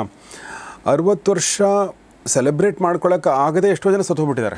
30 ವರ್ಷ ಸತ್ತೋಗ್ತಾರೆ, 40 ವರ್ಷ ಸತ್ತೋಗ್ತಾರೆ, 50 ವರ್ಷ ಸತ್ತೋಗ್ತಾರೆ, ಕೆಲವರು ತುಂಬಾ ಬೇಗ ಸತ್ತೋಗ್ತಾರೆ. ಅದು ಯಾವುದೋ ಆಗಿಲ್ವಲ್ಲ ನಿಮಗೆ? ಹೌದು. ಯು ಲಿವ್ಡ್ ಥ್ರೂ 60 years ಅಲ್ವಾ? You should be happy. Absolutely. So ಮೊದಲನೇ ಪಾಸಿಟಿವಿಟಿ ನೀವು ಹೇಳಿದಾಗೆ ಉಸಿರಾಡ್ತಾ ಇದೀವಿ, ಬದುಕಿದೀವಿ ಅನ್ನೋದೇ ಒಂದು ದೊಡ್ಡ ಭಾಗ್ಯ. ಮತ್ತೆ ಇನ್ನೇನು ಅಲ್ವಾ? ಇನ್ನೇನು ನಮ್ಮ ಮಾರನೇ ದಿವಸ ಎದ್ದೇಳ್ತೀವಿ ಅನ್ನೋದು ಗೊತ್ತಿಲ್ಲ. ಆದ್ರೂ ಎದ್ದೇಳ್ತೀವಿ. First thing is we should thank the Almighty. That's wonderful. So ಹಾಗೆ ಈ ಪಾಸಿಟಿವಿಟಿ ಇರುವಂಥ ಲೇಖನಗಳ ಬಗ್ಗೆ ಮಾತಾಡ್ತಾ ಇದ್ದೀವಿ. ಇಲ್ಲಿ ಸರ್ ನಾನು ಒಂದಷ್ಟು ಹೆಸರುಗಳನ್ನ ಹೇಳ್ತಾ ಹೋದೆ. ಯಾವ ಒಂದು ಅಂದರೆ ಈಗ ಉದಾಹರಣೆಗೆ ಈ ಸಲೀಂ ಜಾವೇದ್ ಅವ್ರ ಬಗ್ಗೆ ಏನಾದರೂ ಹೇಳ್ಬೋದಾ? ನೀವೇನು ಬರೆದಿದ್ದೀರಿ, ನನಗೆ ಕುತೂಹಲ ಅದ್ರ ಬಗ್ಗೆ. ಈಗ ಸಲೀಂ ಜಾವೇದ್ ಅಂದರೆ ತುಂಬ ಜನರಿಗೆ ಗೊತ್ತಿರಬಹುದು, ಅಥವಾ ಸರ್ ನೀವೇ ಹೇಳಿ. 70ರ ದಶಕದಲ್ಲಿ ಅವರು ತುಂಬ ಅಂದರೆ ಹಿಂದಿ ಚಲನಚಿತ್ರಗಳಲ್ಲಿ ತುಂಬ ಅಗ್ರಗಣ್ಯ ಒಂದು ಸ್ಥಾನದಲ್ಲಿರ್ತಕ್ಕಂಥ ಲೇಖಕರ ಜೋಡಿ ಸಲೀಂ ಜಾವೇದ್ ಅಂತ. ಸಲೀಂ ಅಂತಂದರೆ ಇನ್ನೊಂದು ಪರಿಚಯ ಹೇಳೋದಾದರೆ ಸಲ್ಮಾನ್ ಖಾನ್ ಅವರ ತಂದೆ. ಜಾವೇದ್ ಅಂತಂದರೆ ಫರಾನ್ ಅಖ್ತರ್ ಅವ್ರ ತಂದೆ. ಫರಾನ್ ಅಖ್ತರ್, ಜೋಯಾ ಅಖ್ತರ್ ಅವರ ಇನ್ನೊಂದು ಪರಿಚಯ, ಅದಷ್ಟೇ ಪರಿಚಯ ಅಲ್ಲ. ತುಂಬ ದೊಡ್ಡ ಲೇಖಕರು. ಸುಮಾರು ಸಿನಿಮಾಗಳು ಅವ್ರದ್ದು. ಶೋಲೆ ಫಸ್ಟ್ ಬರೋದೇ ಅದು. ದೀವಾರ್ ನೋಡಿ, ನನಗಿಂತ ನೀವೇ ಹೇಳ್ತಾ ಇದ್ದೀರಿ. ಜಂಜೀರ್, ಸೀತಾ ಅವ್ರ ಗೀತಾ, ಈ ಥರ ಸುಮಾರು ಸಿನಿಮಾಗಳು. ಅವರ ಸಿನಿಮಾದಲ್ಲಿ ಏನು ಅಂತಂದರೆ ಸರ್, ಪ್ರತಿಯೊಂದು ಪಾತ್ರ ಕೂಡ ನಿಮ್ಗೆ ನೆನಪಿನಲ್ಲಿರುತ್ತೆ. ಈಗ ನೀವು ಶೋಲೆ ಅಂತಂದರೆ ಒಂದು 6 ಜನ ಒಂದು ಹೀರೋಯಿನ್ಗಳು, ಸಂಜೀವ್ ಕುಮಾರ್, ಧರ್ಮೇಂದ್ರ, ಹೇಮಾ ಮಾಲಿನಿ, ಅಮಿತಾಬ್ ಬಚ್ಚನ್, ಜಯಾ ಭಾದುರಿ ಅಂದರೆ ಜಯಾ ಬಚ್ಚನ್ ಅವಾಗ, ಅಮ್ಜದ್ ಖಾನ್, ಇಷ್ಟು ಜನ ಅಂತೂ ನೆನಪಿಲ್ಲ ಉಳ್ಕೋತಾರೆ. ಅದಾದ್ಮೇಲೂ ಒಂದಿಷ್ಟು ಜನ ಜಗದೀಪ್ ನೆನಪು, ಅಸ್ರಾಣಿ, ಈ ಥರದ್ದು ನೆಕ್ಸ್ಟ್ ಲೆವೆಲಲ್ಲೂ AK ಹಾನ್ಗಲ್, ಸಚಿನ್, ಈ ಥರದ್ದು ನೆಕ್ಸ್ಟು ಎಲ್ಲರೂ ಒಂದೊಂದು ಚಿಕ್ಕ ಪಾತ್ರ ಕೂಡ. ಈಗ ಸಾಂಬಾ ಅಂತ, ಅದರಲ್ಲಿ ಬರೀ ಒಂದೇ ಸಾಂಬಾ ಅವ್ರದ್ದು, ಮ್ಯಾಕ್ಮೋಹನ್ ಅವ್ರದ್ದು ಒಂದೇ ಒಂದು ಮಾತಿದೆ, ಪೂರೇ 50,000, ಇಷ್ಟೇ ಅವ್ರದ್ದು ಮಾತಿರೋದು, ಒಂದೇ ಮಾತು. ಆದರೆ ಅವ್ರನ್ನೂ ಕೂಡ ನಾವು ಸಾಂಬಾ ಅಂತಂದರೆ ಅವರು ನಮ್ಮ ಜ್ಞಾಪಕಕ್ಕೆ ಬರ್ತಾರೆ. ಹೀಗೆ ಪ್ರತಿಯೊಂದು ಪಾತ್ರ ಕೂಡ, ಚಿಕ್ಕ ಪಾತ್ರ ಕೂಡ, ಕೇವಲ ನಾನು ಶೋಲೇದು ಒಂದು ಉದಾಹರಣೆ ಕೊಟ್ಟೆ ಅಷ್ಟೇ. ಮಿಸ್ಟರ್ ಇಂಡಿಯಾ ಕೂಡ, ನೀವು ಮಿಸ್ಟರ್ ಇಂಡಿಯಾ ಪ್ರತಿಯೊಂದು ಪಾತ್ರ, ಅದ್ರ ಜೊತೆಯಲ್ಲಿ ಕೇವಲ ಹೀರೋಗಳ ಪಾತ್ರ ಸ್ಟ್ರಾಂಗ್ ಅಂತ ಅಲ್ಲ, ನಾಯಕಿಯರ ಪಾತ್ರ ಕೂಡ ಅಷ್ಟೇ ತುಂಬ ಸ್ಟ್ರಾಂಗ್. ಈಗ ಶೋಲೆನ ಯೋಚನೆ ಮಾಡ್ತಿರ್ಬೇಕಾದ್ರೆ ಬಸಂತಿ ಪಾತ್ರ ಕೂಡ ಸ್ಟ್ರಾಂಗ್ ಆಗಿದೆ. ಜಯಾ ಬಚ್ಚನ್ ಅವ್ರ ಪಾತ್ರ ಕೂಡ ಸ್ಟ್ರಾಂಗ್ ಆಗಿದೆ. ಸೀತಾ ಅವ್ರ ಗೀತಾನೇ ಸಿನಿಮಾ ಮಾಡಿದ್ರು. ದೀವಾರ್ ಪಿಕ್ಚರಲ್ಲಿ ನಾವು ಅಮಿತಾಬ್ ಬಚ್ಚನ್, ಶಶಿ ಕಪೂರ್ ನೋಡ್ತೀವಿ. ನಿರೂಪರ್ ರಾಯ್ ತುಂಬ ಸ್ಟ್ರಾಂಗ್ ಇದೆ ಅವ್ರದ್ದು. ನೀವು ಅದು ಹೇಳ್ತಾ ಇದ್ದಾರೆ, ಆವಾಗ ನಾವು ಮಾತಾಡ್ತೀವಿ, ಮೇರೆ ಪಾಸ್ ಮಾ ಅಂತ ಎಲ್ಲ ಹೇಳ್ತಾ ಇದ್ದಾರಲ್ಲ, ಆವಾಗ ಅದರಲ್ಲಿ ಒಂದು ಸೀನ್ ಬರುತ್ತೆ. ಅಮಿತಾಬ್ ಬಚ್ಚನ್ ಹೇಳ್ತಾರೆ, ನೀನು ಅವರಿಂದ ಎಲ್ಲ ಶಶಿ ಕಪೂರ್ಗೆ ಹೇಳ್ತಾರೆ, ಅವರಿಂದ ಎಲ್ಲ ಸಿಗ್ನೇಚರ್ಸ್ ಮಾಡ್ಕೊಂಬಾ ಅಂದರೆ ಸಹಿ ಮಾಡಿಸ್ಕೊಂಬಾ, ಆಮೇಲೆ ನಾನು ಸಹಿ ಮಾಡ್ತೀನಿ ಅಂತ. ಅದರಲ್ಲಿ ಆವಾಗ ನಿರೂಪರ್ ರಾಯ್ ಹೇಳ್ತಾರೆ, ಅವ್ರು ನಿನಗೆ ಕಷ್ಟ ಕೊಟ್ಟರು, ಅವ್ರು ನಿನಗೆ ಯಾರಾಗಿದ್ರು, ಯಾರೂ ಆಗಿರಲಿಲ್ಲ. ಇವ್ರು ನಿನಗೆ ಕಷ್ಟ ಕೊಟ್ಟರು, ಅವ್ರು ನಿನಗೆ ಯಾರಾಗಿದ್ರು, ಯಾರೂ ಆಗಿರಲಿಲ್ಲ. ಇನ್ನೊಬ್ರು ಕಷ್ಟ ಕೊಟ್ಟರು, ಅವ್ರು ನಿನಗೆ ಯಾರಾಗಿದ್ರು, ಯಾರೂ ಆಗಿರಲಿಲ್ಲ. ಆದರೆ ನೀನು ನನ್ನ ಮಗ ಆಗಿದ್ದೆಲ್ಲ, ನೀನು ನನ್ನ ಹಣೆ ಮೇಲೆ ಹೇಗೆ ಬರ್ದೆ ಕಿ ಮೇರಾ ಬೇಟಾ ಚೋರ್ ಹೇ ಅಂತ. ಇದು ಆಕೆ ಹೇಳುವ ಮಾತು. ಈಗ ಮೇರಾ ಬಾಪ್ ಚೋರ್ ಹೇ ಅಂತ ಇಲ್ಲಿ ಬರ್ತಿರ್ತಾರೆ, ಹಚ್ಚೆ ಹಾಕಿರ್ತಾರೆ ಅವನಿಗೆ, ಅಮಿತಾಬ್ ಬಚ್ಚನ್ಗೆ. ಅದನ್ನು ಹಾಕಿರೋರು ಯಾರು? ನಿನಗೆ ಯಾರವರು? ನಿನ್ನವರಲ್ಲ. ಆದ್ರೆ ನೀನು ನನ್ನವನಾಗಿದ್ದೆಲ್ಲ, ನೀನು ನನ್ನ ಮಗ ಆಗಿದ್ದೆಲ್ಲ, ನೀನು ನನ್ನ ಹಣೆ ಮೇಲೆ ಹೇಗೆ ಬರ್ದೆ ಮೇರಾ ಬೇಟಾ ಚೋರೆ ಅಂತ. ಎಂಥ ಮಾತಿದು ಅಲ್ವಾ? ಹೀಗೆ ಪ್ರತಿಯೊಂದು ಪಾತ್ರ ಕೂಡ ಅವರು ತುಂಬ ಸ್ಟ್ರಾಂಗ್ ಆಗಿ ಬರೆಯೋರು. ನಮ್ಮ ಕನ್ನಡದ್ದು 2 ಸಿನಿಮಾಗಳನ್ನು, ರಾಜ್ಕುಮಾರ್ ಅವ್ರ ಸಿನಿಮಾಗಳನ್ನು ಬರೆದಿದ್ದಾರೆ. ಹೀಗೆ ಹಾಗಾಗಿ ಅವ್ರ ಬಗ್ಗೆ ಇರ್ತಕ್ಕಂಥ ಒಂದು ಲೇಖನ. ಸೊ ನನ್ನ ಪ್ರಕಾರ ಸಲೀಂ ಜಾವೇದ್ ಬಗ್ಗೆ ನಮ್ಗೆ ಒಂದಷ್ಟು ಗೊತ್ತಿರುತ್ತೆ, ಇನ್ನೊಂದಷ್ಟು ತಿಳ್ಕೊಳ್ಬೇಕು. ಯಾಕೆಂದರೆ ನಾವು ನಮ್ಮ ಭಾರತೀಯ ಚಿತ್ರರಂಗ ಅಂದರೆ ಹಿಂದಿ ಚಿತ್ರರಂಗವನ್ನು ಸಲೀಂ ಜಾವೇದ್ ಅವ್ರನ್ನ ಬಿಟ್ಟು ನೋಡೋಕ್ಕೆ ಸಾಧ್ಯನೇ ಇಲ್ಲ. ಅಷ್ಟು ಅಗ್ರಗಣ್ಯ ಪಾತ್ರವನ್ನು ಅವರು ವಹಿಸಿದ್ದಾರೆ ಮತ್ತು ಅವ್ರ ಮಕ್ಕಳು ಕೂಡ ಅದನ್ನು ಕಂಟಿನ್ಯೂ ಮಾಡಿದ್ದಾರೆ ಇನ್ ಡಿಫ್ರೆಂಟ್ ವೇಸ್. ಸೊ ಅದ್ರ ಬಗ್ಗೆ ಮಾಡಿರುವಂಥದ್ದು ಇರ್ಬೋದು. ಅಂದರೆ ಕೇವಲ ಅವ್ರ ಬಗ್ಗೆ ಲೇಖನ ಅಲ್ಲ ಸರ್. ನಾನೀಗ ಅವ್ರ ಬಗ್ಗೆ ಒಂದು ಪರಿಚಯ ಹೇಳಿದೆ ಅಷ್ಟೇ, ಸಲೀಂ ಜಾವೇದ್ ಯಾರು ಅನ್ನೋದೊಂದು ಪರಿಚಯ ಕೊಟ್ಟೆ ಅಷ್ಟೇ. ಆದರೆ ನಾನು ನನ್ನ ಕುಟುಂಬ ಅಥವಾ ನನ್ನ ಅನುಭವ ಏನು ಅವ್ರ ಜೊತೆಲಿದೆ, ಅದರ ಒಂದು ಸಮ್ಮೇಳನ ಇದು. ಓಕೆ ಗೊತ್ತಾಯ್ತು. ಸೊ ನಿಮ್ಮ ಲೈಫಲ್ಲಿ ಅವ್ರು ಏನು ರೋಲ್ ಪ್ಲೇ ಮಾಡಿದ್ದಾರೆ, ನಿಮ್ಮ ಮಕ್ಕಳಿಗೆ ಏನು ಅವರು ಅನ್ನೋದ್ರ ಬಗ್ಗೆ ಅದರದ್ದು ಅದು ಇದೆ. ಎಸ್, ಯಾಕಂದರೆ ಸಲೀಂ ಜಾವೇದ್ ಬಗ್ಗೆ ನಿಮಗೆ ಇನ್ಫಾರ್ಮೇಷನ್ ಸಿಗುತ್ತೆ, ಬಟ್ ಈ ಪರ್ಸ್ಪೆಕ್ಟಿವ್ ಇದೆಯಲ್ಲ, ವೆರಿ ಇಂಪಾರ್ಟೆಂಟ್. ಸರ್, ಇದ್ರ ಜೊತೆಗೆ ನೀವು ಇನ್ನೊಂದು ನಮ್ಮ ಹಿರಿಯ ನಿರ್ದೇಶಕ MS ಸತ್ಯು ಅವ್ರ ಬಗ್ಗೆ ಬರೆದಿದ್ದೀರಾ, 100 mm ಲೆನ್ಸ್ನಲ್ಲಿ ಕಂಡ MS ಸತ್ಯು ಸರ್ ಅಂತ. ಸರ್, ಅದ್ರ ಬಗ್ಗೆ ಒಂದು ಸ್ವಲ್ಪ ಹೇಳ್ಬೋದಾ ಏನಾದರೂ? ಅಂದರೆ ನನ್ನ ಅವರ ಅನುಭವ, ಅವರ ಎನರ್ಜಿ ಏನಿತ್ತಲ್ಲ ಸರ್, ಆವಾಗ 88 ಏನೋ ಇತ್ತು ಸರ್ ಅವ್ರ ವಯಸ್ಸು. ಆವಾಗ ಅವ್ರ ಎನರ್ಜಿ ಏನಿತ್ತು ಅದು ಅದ್ಭುತ. ಅದು ನಿಜ ಹೇಳಬೇಕು ಅಂತಂದರೆ, ನಾನು 2008ರಲ್ಲಿ ಅವ್ರ ಜೊತೆಲಿ ಆ ಸಿನಿಮಾ ಮಾಡಿದೆ, ಈ ಜೋಡು ಸಿನಿಮಾ ಮಾಡಿದೆ. ಅದಕ್ಕೂ ಮುಂಚೆ ಕೂಡ ನಾನು ರಂಗಭೂಮಿಯಿಂದ ಬಂದಿರತಕ್ಕಂಥ ಒಬ್ಬ ಕಲಾವಿದ, ಸಿನಿಮಾಗಳು ಒಂದಿಷ್ಟು ಮಾಡಿದ್ದೆ ನಾನು. ಜೊತೆಗೆ ನಮ್ಮ ತಂದೆಯವರು ಚಿತ್ರಾ ಫಿಲ್ಮ್ ಸೊಸೈಟಿ ಅಂತ, ಇಲ್ಲಿ ಸುಚಿತ್ರ ಇದೆಯಲ್ಲ, ಚಿತ್ರಾ ಫಿಲ್ಮ್ ಸೊಸೈಟಿ ಅಂತ, ಅಲ್ಲಿ ಇಂಟರ್ನ್ಯಾಷನಲ್ ಸಿನಿಮಾಗಳು ಎಲ್ಲ ನನಗೆ ತೋರಿಸೋರು. ಅಂತಾರಾಷ್ಟ್ರೀಯ ಸಿನಿಮಾಗಳು. ಎಲ್ಲಿ ಸರ್ ಇದು? ಧಾರವಾಡದಲ್ಲಿ. ಓಕೆ. ಸುಮಾರು ಸಿನಿಮಾಗಳನ್ನು ನೋಡಿದ್ದೀನಿ. French cinema, Italian, German cinema, ತುಂಬ ಸಿನಿಮಾಗಳನ್ನು ನಾನು ಚಿಕ್ಕ ವಯಸ್ಸಿಂದ ನೋಡಿದ್ದೀನಿ. ಯಾಕಂದರೆ ನಮ್ಮ ತಂದೆ ಕರ್ಕೊಂಡು ಹೋಗೋರು ನಾನು. ಆದರೆ ಸಿನಿಮಾಗಳನ್ನು ಯಾವ ರೀತಿಯಲ್ಲಿ ನೋಡಬೇಕು, ಆ ಸಿನಿಮಾಗಳಲ್ಲಿ ಏನು ನೋಡಬೇಕು, ಹೇಗೆ ನೋಡಬೇಕು ಅನ್ನೋದು ನನಗೆ ಗೊತ್ತಿರಲಿಲ್ಲ. ಸಿನಿಮಾಗಳಲ್ಲಿ ಇಷ್ಟೊಂದು ಅಭಿನಯಿಸಿದ್ರೂ ಕೂಡ, ರಂಗಭೂಮಿಯಲ್ಲೂ ಅಭಿನಯಿಸಿದ್ರು ಕೂಡ, ಸಿನಿಮಾ ಯಾವ ರೀತಿಯಲ್ಲಿ ನೋಡಬೇಕು, ಏನೇನು ಅಂಶಗಳನ್ನು ನೋಡಬೇಕು, ಗಮನಿಸಬೇಕು, ಹೇಗೆ ನೋಡಬೇಕು ಅನ್ನೋದು ನನಗೆ ಗೊತ್ತಿರಲಿಲ್ಲ. ಆದರೆ ಇವ್ರ ಜೊತೆಯಲ್ಲಿ ಕೆಲಸ ಮಾಡ್ತಿರ್ಬೇಕಾದ್ರೆ, ಇದು ಒಂದು ಯೂನಿವರ್ಸಿಟಿ ಥರ, MS ಸತ್ಯ ಅವ್ರ ಜೊತೆಲಿ ಕೆಲಸ ಮಾಡ್ತಿರ್ಬೇಕಾದ್ರೆ ನನಗದು ಒಂದು ಶುರು ಆಯಿತು. ನಾನು ಇದನ್ನು ಕಲಿಬೇಕು, ಅದನ್ನು ಕಲಿಬೇಕು ಅಂತ. ಅದಾದಮೇಲೆ ನಾನು ಫಿಲ್ಮ್ ಅಪ್ರಿಸಿಯೇಷನ್ ಕೋರ್ಸ್ ಕೂಡ ಮಾಡಿದೆ. Film and television institute of India ಪುಣೆನಲ್ಲಿ ಏನಿದೆ, ಅಲ್ಲಿಗೆ ಹೋಗಿ. ಹಾಗಾಗಿ ನನ್ನ ಔಟ್ಲುಕ್ ಬದಲಾಗೋಯ್ತು ಅದರಿಂದ. ಅದಾದಮೇಲೆ ನಾನು ಸಾಕಷ್ಟು ಸಿನಿಮಾಗಳನ್ನು ನೀವು ಪುಣೆ ಫಿಲ್ಮ್ ಇನ್ಸ್ಟಿಟ್ಯೂಟ್. ಸೊ ಅದು 1 ತಿಂಗಳದ್ದು ಕೋರ್ಸ್ ಸರ್, ಅದು ಫಿಲ್ಮ್ ಅಪ್ರಿಸಿಯೇಷನ್ ಕೋರ್ಸ್. ಸಮರ್ ವೆಕೇಷನ್ನಲ್ಲಿ ಅದು ಇರುತ್ತೆ. ಅದು ಪ್ರತಿ ವರ್ಷ ಇರುತ್ತೆ. ಸುಮಾರು ಜನ ಅಪ್ಲೈ ಮಾಡ್ತಾರೆ ಅದರಲ್ಲಿ. ಸುಮಾರು 1000 ಜನ ಅಪ್ಲೈ ಮಾಡ್ತಾರೆ. ಕೆಲವ್ರಿಗೆ ಮಾತ್ರ ಅದು ಒಂದು ಅದೃಷ್ಟ ಸಿಗುತ್ತೆ. ನಾನು ಅದೃಷ್ಟಶಾಲಿ, ನನಗದು ಸಿಕ್ತು, ಅವಕಾಶ ಸಿಕ್ತು. ಅದರಿಂದ ನಾನು ಸಾಕಷ್ಟು ಸಿನಿಮಾಗಳನ್ನು ನೋಡಿದೆ, ಸುಮಾರು ಸಿನಿಮಾಗಳನ್ನು ನೋಡಿದೆ, ಸುಮಾರು ಕಾದಂಬರಿಗಳನ್ನು ಓದಿದೆ, ಪುಸ್ತಕಗಳನ್ನು ಓದಿದೆ. ಹಾಗಾಗಿ ಅದೆಲ್ಲ ಅದರ ಒಂದು ಪ್ರತಿಫಲನೇ ಒಂದು ಪುಸ್ತಕ, ನನ್ನ ಲೇಖನಗಳು. ಸತ್ಯು ಸರ್ ಬಂದ್ಬಿಟ್ಟು ಈಗ ಅವರು ಆರ್ಟ್ ಡೈರೆಕ್ಟರ್ ಕೂಡ, ನಿರ್ದೇಶಕರ ಜೊತೆಲಿ ಆರ್ಟ್ ಡೈರೆಕ್ಟರ್ ಕೂಡ. ತುಂಬ ಒಳ್ಳೆಯ ಅದ್ಭುತವಾದ ಅಂದರೆ ಆರ್ಟ್ ಡೈರೆಕ್ಟರ್ ಅವರು. ಹಕೀಕತ್ ಅಂತ ಒಂದು ಸಿನಿಮಾ ಇತ್ತು ಹಿಂದಿನಲ್ಲಿ, ದೇವಾನಂದ್ ಅವ್ರದ್ದು. ದೇವಾನಂದ್ ಅಲ್ಲ, ಚೇತನ್ ಆನಂದ್ ಅವ್ರ ಸಿನಿಮಾ. ಚೇತನ್ ನಿರ್ದೇಶನ ಅವ್ರದ್ದು. ಹೌದು, ಅಂದರೆ ಹಿರಿಯಣ್ಣ ದೇವಾನಂದ್ ಅವರಿಗೆ ಅವರ ನಿರ್ದೇಶನ. ಐ ಥಿಂಕ್ ಅದರಲ್ಲಿ ವಿಜಯ್ ಆನಂದ್ ಅವರು ಆ್ಯಕ್ಟ್ ಮಾಡಿರ್ಬೇಕೇನೋ. ತುಂಬ ಸಿನಿಮಾ. ಆ ಸಿನಿಮಾದಲ್ಲಿ ಅವರು ಆರ್ಟ್ ಡೈರೆಕ್ಷನ್ ಮಾಡಿದ್ದಾರೆ. ಅದಕ್ಕೆ ಅವ್ರಿಗೆ ಅವಾರ್ಡು ಬಂದಿದೆ. ಇಲ್ಲೂ ಕೂಡ ಒಂದು ಬಾವಲಿಗಳು ಹೋಗ್ತವೆ. ಅಂದರೆ ಒಂದು ನಾನು ದೇವಸ್ಥಾನ ಎಂಟರ್ ಮಾಡ್ತೀನಿ, ಪ್ರವೇಶಿಸಿದಾಗ ತಕ್ಷಣ ಹಿಂಗೆ ಬಾವಲಿಗಳು ಹಾರು ಹೋಗ್ತವೆ. ಈ ಬಾವಲಿಗಳು ಹಾರೋದಂತ ಏನು ಮಾಡಬೇಕು ಇದಕ್ಕೆ? ಸೊ ಅಲ್ಲಿ ಏನೋ ಸೆಟ್ಟಲ್ಲಿ ಚರ್ಚೆಗಳು ಶುರು ಆಯಿತು. CG ಮಾಡೋಣ, ಅದು ಮಾಡೋಣ. ಯಾವ ಸಿನಿಮಾಗಿದು? ಇಜ್ಜೋಡಿ ಸಿನಿಮಾಗೆ ಏನು CG ಮಾಡೋಣ, ಅದು ಮಾಡೋಣ, ಏನೋ ಕಂಪ್ಯೂಟರ್ ಗ್ರಾಫಿಕ್ಸ್ ತರಕ್ಕಾಗಲ್ಲ, ಆ ಥರ ಎಲ್ಲ ಒಂದು ಮಾಡೋಣ ಅಂತ. 1 ನಿಮಿಷ ಇರಿ ಅಂತಂದ್ಬಿಟ್ಟು ಒಂದು ಬ್ಲ್ಯಾಕ್ ಪೇಪರ್ ತರಿಸಿ ಅದನ್ನು ಕಟ್ ಮಾಡಿ ಒಂದು ಪ್ರೊಪೆಲ್ಲರ್ ತರಿಸಿ ಅದನ್ನು ಹಾರಿಸಿದ್ರೆ ಹಿಂಗೆ ಸೇಮ್ ಇಫೆಕ್ಟ್ ಬಂತು. ಗೊತ್ತೇ ಆಗಲಿಲ್ಲ ಅದು. ಸೂಪರ್. ಓಕೆ. ಇದು ಒಬ್ಬ ಒಳ್ಳೆ ಆರ್ಟ್ ಡೈರೆಕ್ಟರ್ ಮಾಡೋ ಒಂದು ಕೆಲಸ. ಇದರಿಂದ ನಾನು ಎಷ್ಟು ಕಲಿತೆ. ಭಾಳ ಬ್ಯೂಟಿಫುಲ್ ಸರ್. ಸರಿ, ಈಗ ಅನಿರುದ್ಧ್ ಸರ್, ಈಗ ಏನು ಗೊತ್ತಾ, ನನಗೆ ಇಷ್ಟೆಲ್ಲ ನೀವು ಹೇಳ್ತಾ ಇರಬೇಕಾದ್ರೆ ನನಗೆ ಇನ್ನೊಂದು ಆಸೆ ಬರ್ತಾ ಇದೆ, ನಿಮ್ಮಿಂದ ನಮಗೆ ಇನ್ನೊಂದು ನಿರೀಕ್ಷೆ ಬರ್ತಾ ಇದೆ. ಅದೇನು ಹೇಳಿ, ಸಿನಿಮಾ ನಿರ್ದೇಶನ ಕೂಡ ನೀವು ಮಾಡ್ತೀರಾ ಮುಂದೆ ಅಂತ ಹೇಳಿ. ನೋಡಿ, ನಾನು ಡಾಕ್ಯುಮೆಂಟ್ರಿ ಅಂತ ನಿರ್ದೇಶನ ಮಾಡಿದ್ದೀನಿ, ಬಾಳೆ ಬಂಗಾರ ಅಂತ ಹೇಳಿ. ಅದಕ್ಕೆ ಪ್ರಶಸ್ತಿ ಕೂಡ ಸಿಕ್ಕಿದೆ ಭಾರತಿ ಮೇಡಮ್ ಬಗ್ಗೆ. ಹಾಂ ಸರ್, ನೋಡೋಣ ಮುಂದೆ ಏನಾಗುತ್ತೆ. ಅನಿರುದ್ಧ್ ಅವರು ತಮ್ಮ ಜೀವನದ ಅನುಭವಗಳನ್ನ, ತಮ್ಮ ಒಲವು ನಿಲುವುಗಳನ್ನು ಈ ಲೇಖನಗಳಲ್ಲಿ ಬರಿತಾ ಹೋಗಿದ್ದಾರೆ. ಇನ್ನೊಂದು ಇದರಲ್ಲಿ ಭಾಳ ನನಗೆ ಕೆಲವೊಂದು ಹೆಸರುಗಳು ಅಟ್ರಾಕ್ಟ್ ಮಾಡುತ್ತಲ್ಲ, ಹಾಗೆ ಒಂದು ಅಟ್ರಾಕ್ಟ್ ಮಾಡಿರೋದು ರೆಬೆಲ್ ಸ್ಟಾರ್ ಅಂಬರೀಷ್ ಅಂತ ಒಂದು ಲೇಖನ ಇದೆ. ಅಂಬರೀಷ್ ಅಂದರೆ ನಮಗೆಲ್ಲ ಇಷ್ಟ, ಪರ್ಸ್ನಲಿ ಕೂಡ ನನಗೆ ತುಂಬ ಆಪ್ತರಾಗಿದ್ದರು, ತುಂಬ ಇಷ್ಟ. ಸರ್, ಅವ್ರ ಬಗ್ಗೆ ಏನಿದೆ, ಏನು ವಾಟ್ ಈಸ್ ದ? ಅಂದರೆ ನನ್ನೊಂದು ಸಿನಿಮಾ ಇತ್ತು, ರಾಜಾಸಿಂಹ ಅಂತ. ಆ ಸಿನಿಮಾದಲ್ಲಿ ಅವರು ಒಂದು ಗೆಸ್ಟ್ ಪಾತ್ರ ಮಾಡಿದ್ರೆ, ವಿಶೇಷ ಪಾತ್ರ ಮಾಡಿದ್ರೆ ಚೆನ್ನಾಗಿರುತ್ತೆ ಅಂತ ನಮ್ಮ ನಿರ್ದೇಶಕರು ಹೇಳಿದ್ರು. ಈಗ ನಮ್ಮ ವೈಯಕ್ತಿಕ ಸಂಬಂಧ ಬೇರೆ, ಆದರೆ ಒಂದು ಸಿನಿಮಾದಲ್ಲಿ ಅಭಿನಯಿಸಿ ಅಂತ ಹೋಗಿ ಕೇಳೋದಿದೆಯಲ್ಲ, ಸ್ವಲ್ಪ ಮುಜುಗರ, ಏನೇ ಇದ್ದರೂ ಒಂದು ಸ್ವಲ್ಪ ಮುಜುಗರ. ಆದರೂ ಅವ್ರು ಕೇಳ್ತಾ ಇದ್ದಾರೆ, ಸರಿ ಕೇಳೋಣ ಅಂತಂದ್ಬಿಟ್ಟು ನಾನು ಹೋಗಿ ವಿಚಾರಿಸಿದೆ.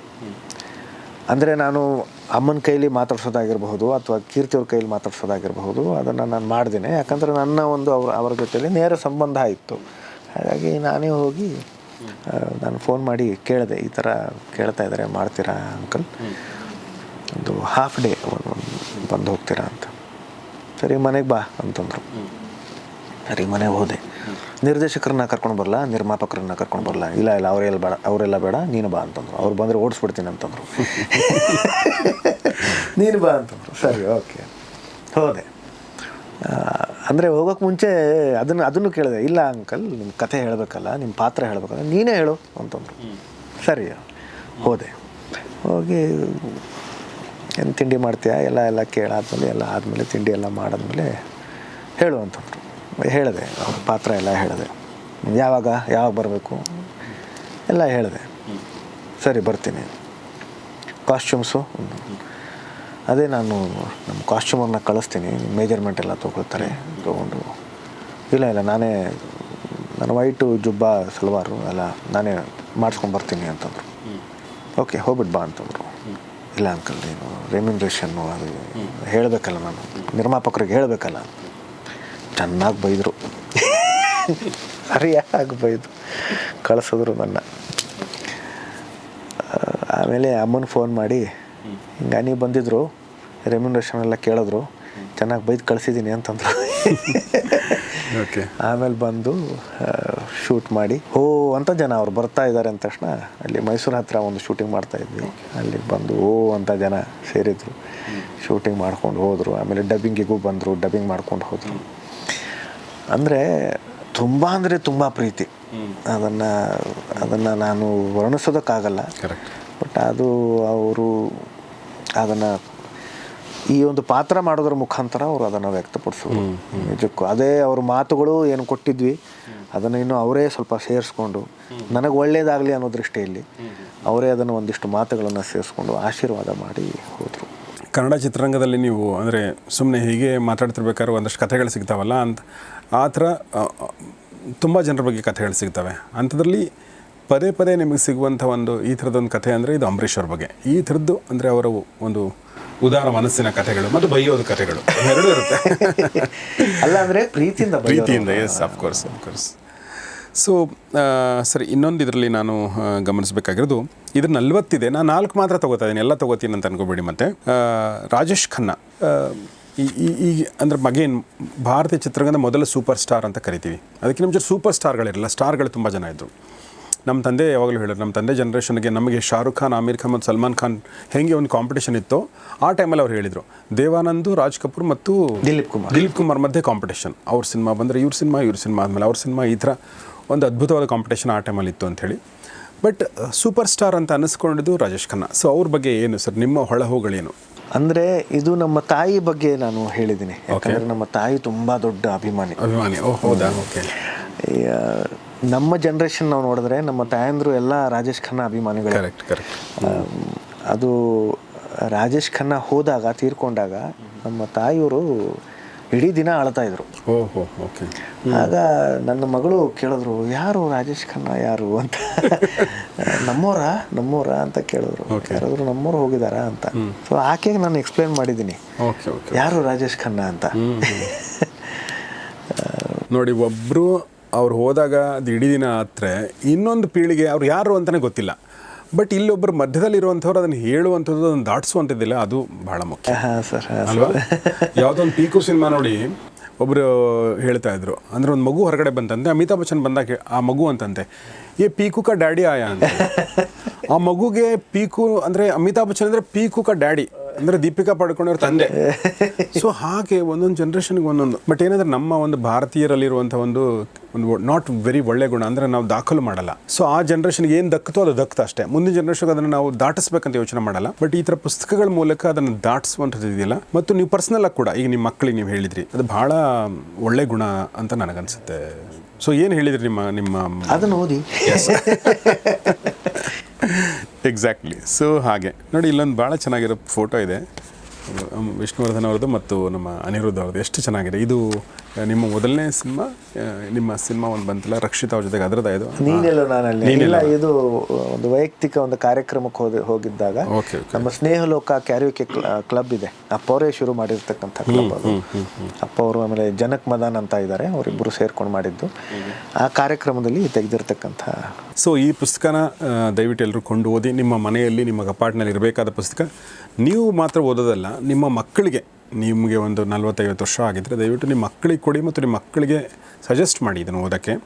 ಮತ್ತು ಖಂಡಿತ ನೀವು ಕೂಡ ಓದುವಂಥ ಪುಸ್ತಕ. ಈ ಪುಸ್ತಕ ನಾನು ಹೇಳಿದ ಹಾಗೆ ಸಾವರ್ಣ ಪಬ್ಲಿಕೇಷನಿಂದ ಪಬ್ಲಿಷ್ ಆಗಿರುವಂಥದ್ದು.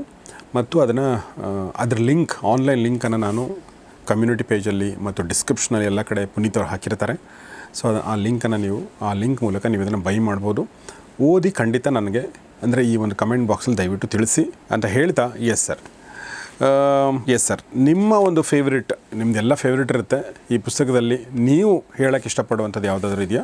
ನಾನು ಮರ್ತಿರ್ಬೋದು, ನಾನು ಗಮನಿಸ್ತಿರ್ಬೋದು, anything that you want to say? ಇಲ್ಲ, there are so many of them which are my favourite. ಯಾವುದೋ ಒಂದು ಫೇವ್ರೆಟ್ ಇಲ್ಲ ಅಂತ ಇಲ್ಲ, ನಿಜ ಹೇಳಬೇಕು ಅಂತಂದರೆ. ಯಾಕಂತಂದರೆ ನನಗೆಲ್ಲ ಇಷ್ಟವಾಗಿರ್ತಕ್ಕಂಥದ್ದೇ, ಆಮೇಲೆ ಓದುಗರು ಇಷ್ಟಪಟ್ಟಿರ್ತಕ್ಕಂಥದ್ದೇ. ಅದರಲ್ಲಿ ಈಗ ಕೆಲವುದು ಒಂದಿಷ್ಟು ಅದು ಪ್ರಕಟಗೊಂಡಿರಲಿಲ್ಲ ಪತ್ರಿಕೆಗಳಲ್ಲಿ. ಆದರೆ ನನ್ನ ಮೊದಲ ಗುರುಗಳು, ನಮ್ಮ ತಂದೆ ತಾಯಿ, ಅವ್ರಿಗೆ ಅದನ್ನು ಓದಿ ಹೇಳಿದ್ಮೇಲೆ, ನನ್ನ ಕುಟುಂಬದವರಿಗೆಲ್ಲ ಓದಿ ಹೇಳಿದ್ಮೇಲೆ, ಅವರು ಇಷ್ಟಪಟ್ಟಿರ್ತಕ್ಕಂಥ ಲೇಖನಗಳೇ, ಪ್ರಬಂಧಗಳೇ ಇದರಲ್ಲಿ ಇದ್ದಾವೆ. ಹಾಗಾಗಿ ಎಲ್ಲ ನನಗೆ ಇಷ್ಟವಾಗಿರ್ತಕ್ಕಂಥದ್ದೇ. ಆಮೇಲೆ ಬೇರೆ ಬೇರೆ ವಿಷಯಗಳ ಬಗ್ಗೆ ಇದ್ದಾವೆ. ಈಗ ನೀವು ಕೆಲವು ಸಿನಿಮಾ ಜನಗಳ ಬಗ್ಗೆ ಕೇಳಿದಿರಿ. ಈಗ ಸಲೀಂ ಜಾವೇದ್ ಆಗಿರ್ಬೋದು, ರಾಜೇಶ್ ಖನ್ನಾ ಆಗಿರ್ಬೋದು. ಆದರೆ ಬೇರೆ ಬೇರೆ ವಿಷಯಗಳ ಬಗ್ಗೆನೂ ಇದ್ದಾವೆ. ಬೇರೆ ಬೇರೆ ನಮ್ಮ ಚಿತ್ರರಂಗದ ಬೇರೆ ಬೇರೆ ವ್ಯಕ್ತಿಗಳ ಬಗ್ಗೆ. ಇಲ್ಲಿ ನೋಡಿ, ನಾನು ಸುಮ್ಮನೆ ನೋಡ್ತಿರ್ಬೇಕಾದ್ರೆ ಪುನೀತ್ ರಾಜ್ಕುಮಾರ್ ಅವ್ರ ಬಗ್ಗೆ ಸಂಪೂರ್ಣ ಶೂನ್ಯತೆ ಅಂತ ಬರೆದಿರೋದು ಪುನೀತ್ ರಾಜ್ಕುಮಾರ್ ಅವ್ರ ಬಗ್ಗೆ. ಸೊ ಅದು ನಾನು ಜಸ್ಟ್ ಗಮನಿಸ್ತಾ ಇದ್ದೆ. ಹಾಗೆ ಮತ್ತು ಇಲ್ಲಿ ಬಹಳಷ್ಟು ಚಿತ್ರರಂಗದ ವ್ಯಕ್ತಿಗಳ ಹೆಸರುಗಳು, ಘಟನೆಗಳು ಬರ್ತಾನೆ ಹೋಗ್ತವೆ. ಕೇವಲ ಒಂದೆರಡಲ್ಲ, ವಿಷ್ಣುವರ್ಧನ್ ಅವ್ರ ಬಗ್ಗೆ ಆಗಾಗ ಪ್ರಸ್ತಾಪ ಬರ್ತಾ ಹೋಗುತ್ತೆ. ಓಕೆ, ಲಕ್ಷ್ಮಣ ರೇಖೆ ಅಂತ ಕೂಡ ಇದೆ. ನೀವು ಪುನೀತ್ ಸರ್ ಬಗ್ಗೆ ಹೇಳಿದ್ರಲ್ಲ, ಒಂದು ಸಂಪೂರ್ಣ ಶೂನ್ಯತೆ ಅವ್ರದ್ದು. ಕೊನೆ ಅಂದರೆ ಹಿಂದಿನ ರಾತ್ರಿ ನಾವೆಲ್ಲರೂ ಜೊತೆಯಲ್ಲೇ ಇದ್ವಿ, ಗುರು ಕಿರಣ್ ಸರ್ ಅವರ ಬರ್ಡೇ ಪಾರ್ಟಿಯಲ್ಲಿ. ಅದು ಸಂಪೂರ್ಣ ಶೂನ್ಯತೆ ಅದರಲ್ಲಿದೆ. ಆದರೆ ಲಕ್ಷ್ಮಣ ರೇಖೆ ಅಂತ ಇನ್ನೊಂದಿದೆ. ಅದರಲ್ಲಿ ಪುನೀತ್ ಸರ್ ಅವರು ಹೋದಾಗ ಅವ್ರ ಮಗಳು ಬರ್ತಾರೆ, ಅಬ್ರಾಡಿಂದ ಬರ್ತಾರೆ, ವಿದೇಶದಿಂದ ಬರ್ತಾರೆ. ಬಂದಾದಮೇಲೆ ನಾವು ಆಕೆನ ನಡೆಸ್ಕೊಂಡಿರೋ ರೀತಿ, ಅದರ ಬಗ್ಗೆ ಚರ್ಚೆ ಮಾಡಿದ್ದೀನಿ. ನಾವು ಅಪೇಕ್ಷೆ ಪಟ್ಟಿರ್ತಕ್ಕಂಥ ಅಂದರೆ ವಿಷಯಗಳು, ಆಕೆ ಬಂದಾಗ ಯಾವ ರೀತಿಯಲ್ಲಿ ದುಃಖ ವ್ಯಕ್ತಪಡಿಸ್ಬೇಕು ಅಂತ ಸರ್ವೇ ಸಾಮಾನ್ಯರಲ್ಲಿ ಯಾವ ಥರದ ಒಂದು ಅಪೇಕ್ಷೆ ಇತ್ತು, ಅದು ಕೂಡ ಇದೆ. ಜೊತೆಗೆ ಅಮ್ಮನ ಒಂದು ಭಾರತಿ ಅಮ್ಮವ್ರ ಬಗ್ಗೆ ಕೂಡ ಅದರಲ್ಲಿ ಇದೆ. ಅಪ್ಪ ಅವರು ಹೋಗಾದ ಮೇಲೆ ಜನ ಯಾವ ರೀತಿಯಲ್ಲಿ ಅಪೇಕ್ಷೆ ಪಟ್ಟಿದ್ರು ಅನ್ನೋದು ಇದೆ ಅದರಲ್ಲಿ. ತುಂಬ ಸೂಕ್ಷ್ಮವಾಗಿರತಕ್ಕಂಥದ್ದಿದೆ. ಅದು ಅಭಿಮಾನಿಗಳು ಆಗಿರಬಹುದು, ಅಥವಾ ಅಂದರೆ ಒಂದು ಸ್ಪೇಸ್ ಕೊಡಬೇಕು ಅಂತ, ಒಂದು ಪ್ರೈವಸಿಗೆ ಒಂದು ಸ್ಪೇಸ್ ಬೇಕು. ಸೆಲೆಬ್ರಿಟಿಗಳು ಆದರೂ ಕೂಡ ಅವರು ಕೂಡ ಮನುಷ್ಯರೇ, ಅವ್ರಿಗೂ ಒಂದು ಸ್ಪೇಸ್ ಇರಬೇಕು. ಆ ಸ್ಪೇಸ್ ನಾವು ಕೊಡ್ತಾ ಇಲ್ಲ ಅನ್ನೋದ್ರ ಬಗ್ಗೆ ಕೂಡ ಅದು ಲಕ್ಷ್ಮಣ ರೇಖೆ ಅಂತ ಅದಿದೆ. ಭಾಳ ಭಾಳ ಇಂಪಾರ್ಟೆಂಟ್, ಭಾಳ ಸೂಕ್ಷ್ಮ ವಿಚಾರ ಇದೆ ನೀವು ಹೇಳ್ತೀರಾ. ತುಂಬ ಸೂಕ್ಷ್ಮ ವಿಚಾರ ಅದು. ಅದನ್ನು ಓದಿದ್ರೆ ಅದು ಗೊತ್ತಾಗುತ್ತೆ. ಸೊ ನಾನು ಅದ್ರ ಬಗ್ಗೆ ಜಾಸ್ತಿ ಕೇಳಕ್ಕೆ ಹೋಗಲ್ಲ, ಅದು ನೀವು ಓದಿ ಅಂತ ಹೇಳ್ತೀನಿ. ಬಟ್ ಒಂದಂತೂ ಹೇಳ್ಬೋದು, ಅಂದರೆ ಒಬ್ಬ ನಟ ಮತ್ತು ಆತನ ಕುಟುಂಬ, ಮತ್ತು ನಟ ಮತ್ತು ಆತನ ಇನ್ನೊಂದು ಕುಟುಂಬ ಯಾವ್ದು ಹೇಳಿ, ಅಭಿಮಾನಿಗಳ ಕುಟುಂಬ. ಸೊ ಈ ಎರಡೂ ಕುಟುಂಬಗಳ ಮಧ್ಯೆ ಯಾವ ಥರ ನಂಟಿರಬೇಕು, ಯಾರು ಎಲ್ಲಿ ತನಕ ಬರ್ಬೋದು ಅನ್ನೋದ್ರ ಬಗ್ಗೆ ಭಾಳ ಇಂಟ್ರೆಸ್ಟಿಂಗ್, ಭಾಳ ಇಂಪಾರ್ಟೆಂಟ್ ಆದ ವಿಚಾರ.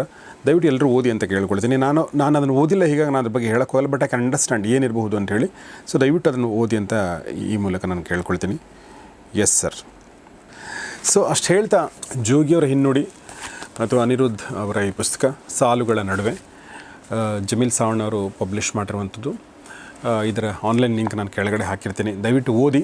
ಮತ್ತು ಕನ್ನಡ ಸಾರಸ್ವತ ಲೋಕಕ್ಕೆ, ಕನ್ನಡ ಬರಹಗಾರರ ಲೋಕಕ್ಕೆ ಯಾರಾದರೂ ಈ ಥರ ಹೊಸ ಪುಸ್ತಕದ ಮೂಲಕ ಬಂದರೆ ವಿ ಶುಡ್ ವೆಲ್ಕಮ್ ದೆಮ್. ಆ ಥರ ನಾನು ನಿಮ್ಮ ಪರವಾಗಿ ಅವ್ರನ್ನ ವೆಲ್ಕಮ್ ಮಾಡ್ತೀನಿ. ಅಂದರೆ ಪುಸ್ತಕ ಲೋಕಕ್ಕೆ ಆಲ್ರೆಡಿ ಅವರು ಲೇಖನಗಳನ್ನ ಬರೆದಿದ್ದರು, ಮತ್ತು ಒಂದು ಕಾದಂಬರಿ ಕೂಡ ಬರೀತಾ ಇದ್ದಾರೆ. ಅದ್ರ ಬಗ್ಗೆ ನನಗೆ ಕುತೂಹಲ ಇದೆ. ಸೊ ತುಂಬ ಒಳ್ಳೆಯ ಕಾದಂಬರಿ ಅವರಿಂದ ಬರುತ್ತೆ ಅಂತ ನಾನು ಭಾವಿಸ್ತೀನಿ. ಸೊ ಅನಿರುದ್ಧ್, ತುಂಬ ಧನ್ಯವಾದ ನಮ್ಮ ಜೊತೆಗೆ ಇಷ್ಟೊತ್ತು ಮಾತಾಡಿದ್ರಿ. ಸೊ ನಿಮ್ಮ ಈ ಪುಸ್ತಕಕ್ಕೆ ಇನ್ನೂ ಒಳ್ಳೆ ರಿಸೆಪ್ಷನ್ ಸಿಗಲಿ, ಮತ್ತು ಇನ್ನೂ 10 ಪುಸ್ತಕಗಳನ್ನ ಬರೆಯೋ ಥರ ಆಗಲಿ. Thank you. ಸೊ ಸ್ನೇಹಿತರೆ, ಇದು ಹೊಸ ಪುಸ್ತಕ ಕಾರ್ಯಕ್ರಮದಲ್ಲಿ ನಾನು ಈಗಾಗಲೇ ಹೇಳಿರುವಾಗೆ ಸಾಲುಗಳ ನಡುವೆ ಪುಸ್ತಕದ ಬಗ್ಗೆ ಮಾತಾಡಿದೆ. ಇದನ್ನು ದಯವಿಟ್ಟು ತೊಗೊಂಡು ಓದಿ, ಮತ್ತು ನಿಮ್ಮ ಸ್ನೇಹಿತರೊಂದಿಗೆ ಈ ವಿಡಿಯೋನ ಹಂಚ್ಕೊಳ್ಳಿ, ಮತ್ತು ಈ ಪುಸ್ತಕ ಓದಿದ ಮೇಲೆ ಕಮೆಂಟ್ ಮೂಲಕ ತಿಳಿಸಿ. ನೋಡ್ತಾ ಇರಿ ಗೌರಿ ಶಕಿ ಸ್ಟುಡಿಯೋ ಮತ್ತು ಓದ್ತಾ ಇರಿ ಹೊಸ ಪುಸ್ತಕ. ನಮಸ್ಕಾರ.